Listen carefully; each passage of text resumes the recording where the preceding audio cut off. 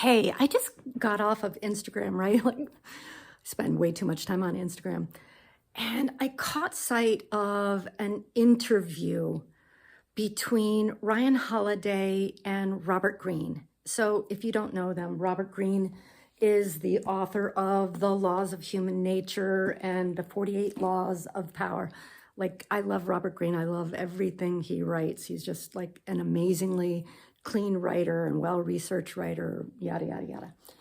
And Ryan Holiday is probably best known for The Obstacle is the Way and, his work on Stoics.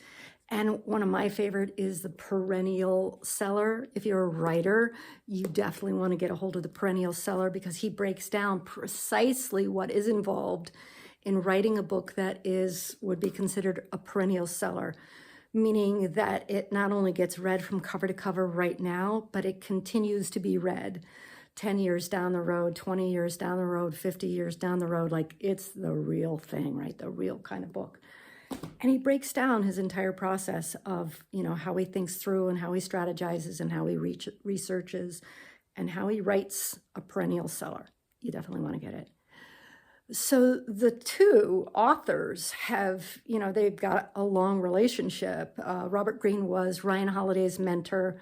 Robert Greene, if I remember, had been his professor and had seen great talent in Ryan Holiday and essentially pulled him out and kind of partnered with him on some sort of company that he was wanting to build. And he was using Ryan Holiday to do research because all of Robert Greene's book are heavily researched. But the two of them, after all of these years, who are still friends, they were talking about delayed gratification.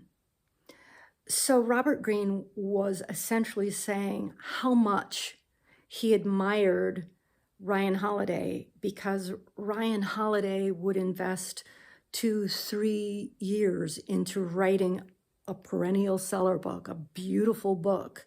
He was essentially saying that the less glamorous work of creating something that was a perennial seller would far outweigh anything else that most people are after right now. And if you're a business person, we look around and we see the people who are quickly successful, who are suddenly making, the 7-8 figures, and they're doing it fast, and everybody's, applauding them. And he's like, Robert Greene's saying that that's not all that satisfying. You get there, and you get there in a hurry, and it's not lasting. This thing that you create has no lasting value, and it has, in essence, no lasting sense of fulfillment either.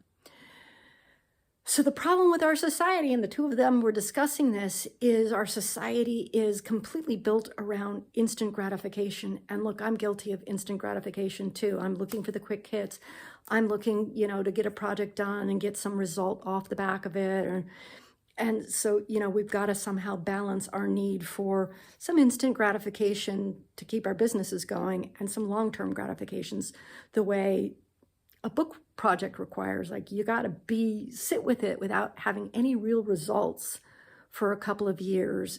And that's hard to do with all of the responsibilities and requirements on our time as a business owner.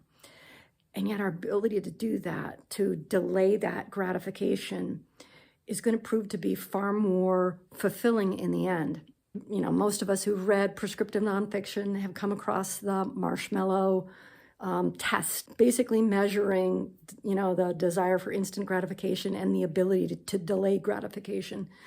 And off the back end of that study, they determined that those kids who demonstrated the ability to delay gratification proved themselves to be far more successful in life than those kids who succumbed to instant gratification. Your ability to delay your gratification by investing the time, energy, and focus in a book is going to be far more fulfilling. It's indicative of long-lasting success, your ability to delay gratification and invest in that. One's ability to delay gratification is a sign of emotional maturity. So I'm all about that. How about you?